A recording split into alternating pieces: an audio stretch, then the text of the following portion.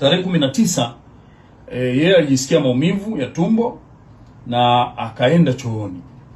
Na kama unavyojua vyoo vya kule ni vile vyoo vya asili. Kwa hiyo wakati anaenda kujisaidia ndipo hapo mtoto huyo akazaliwa. Lakini katika mazingira ambayo hatujafahamu kwa sababu tuendelea kumhoji, mtoto huyo alimtupa kwenye tundu la choo hilo, katika choo hicho, na akarudi darasani. Lakini mara baada ya kutoka chooni alikwenda mwanafunzi mwingine kujisaidia. Kwa alipofika kwenye kile choo akapatwa na mshangao kukuta kuna matone ya damu pembeni ya lile shimo la choo.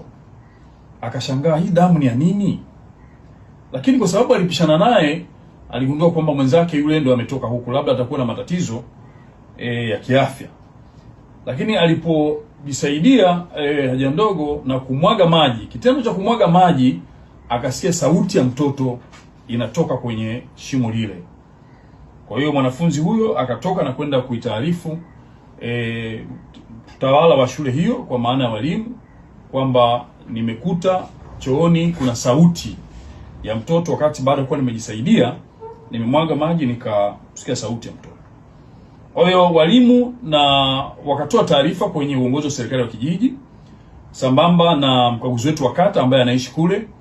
Kwa pamoja wakafika kwenye choo kile na kufanya jitihada za kuona hiyo sauti ni ya kitu gani na namna gani ya kuweza kurescue. Lakini walipokuwa wanachunguza kwenye choo kile, kupitia kwenye tundu lile, wakaona ni kichanga kiko pale ndani.